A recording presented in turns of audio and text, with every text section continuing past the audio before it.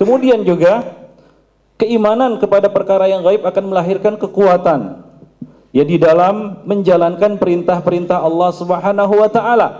Ya, Rasulullah sallallahu alaihi wasallam telah menjelaskan kepada kita bahwa di dalam tubuh kita ini ada sekerat daging. Jika bagus maka bagus seluruhnya, jika rusak maka rusak seluruhnya.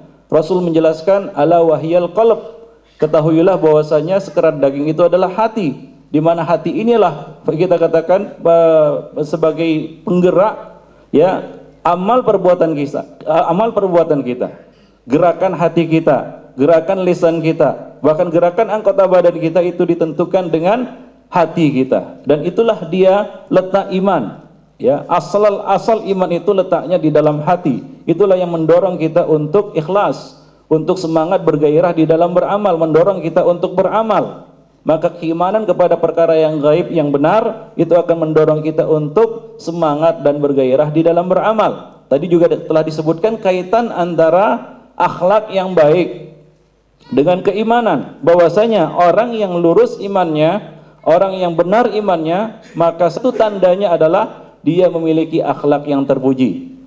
Ya, akmalul mu'minina imanan ahasinuhum akhlaqan. Orang yang paling sempurna imannya di antara kamu adalah orang yang paling luhur, yang paling bagus akhlaknya, yang paling mulia akhlaknya. Jadi di sini Rasulullah sallallahu alaihi wasallam mengaitkan, menghubungkan antara masalah iman dengan akhlak. Ini menunjukkan bahwa pembahasan iman itu mencakup seluruh sendi-sendi kehidupan manusia. Maka ini merupakan satu isu yang sangat penting untuk dipelajari dan kita katakan dituntut oleh setiap muslim.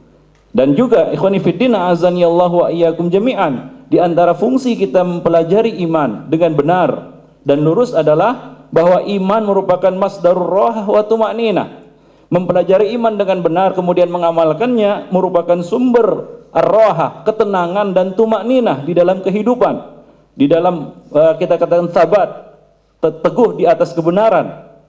Ya, kita membutuhkan, kita memerlukan keimanan yang benar. Rasulullah sallallahu alaihi wasallam juga mengatakan ajaban li amril mu'min. Sungguh menakjubkan, sungguh kita katakan sungguh hebat ya urusan seorang mukmin. Inna amrahu kulluhu khairan, inna amrahu kulluhu khairun lahu. Sesungguhnya semua urusan bagus baginya. Walaysa dzalika li ahadin illa lil mu'min. Dan hal itu tidak terjadi kecuali bagi seorang mukmin. In asabat husarra'u syakar. Jika dia mendapatkan musibah, jika dia mendapatkan kesenangan maka dia bersyukur. Maka itulah yang bagus untuknya. Fakana khairan lahu. Wa in asabat hudarra'u sabar. Jika dia ditimpa musibah maka dia bersabar, dan itulah yang bagus untuknya, dan itu tidak mungkin dilakukan kecuali oleh seorang yang beriman. Nah, iman ini akan membimbing kita untuk berlaku benar dan lurus di dalam kehidupan. Jadi inilah satu perkara yang sangat penting dalam kehidupan manusia, di mana dengan iman yang lurus ini akan terjagalah lisannya, akan terjagalah hatinya dari al-hiqd wal hasad, dari kedengkian dan hasad, dan akan terjagalah anggota badannya, amal perbuatannya dari perkara-perkara yang tercela dan yang dilarang oleh Allah Subhanahu wa taala. Demikian pula iman yang benar ini akan membimbingnya untuk mensucikan dirinya, mensucikan hatinya, ya, membersihkan hatinya.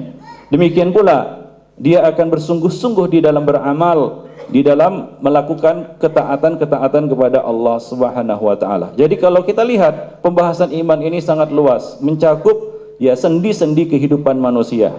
Jadi itulah dia pentingnya kita mempelajari iman. Ya, masalahnya sekarang para duat atau sebagian orang yang berbicara tentang iman hanya membicarakan sebahagian atau bahagian kecil saja dari iman, hingga terkadang ya tidak menyentuh kepada kehidupan sehari-hari.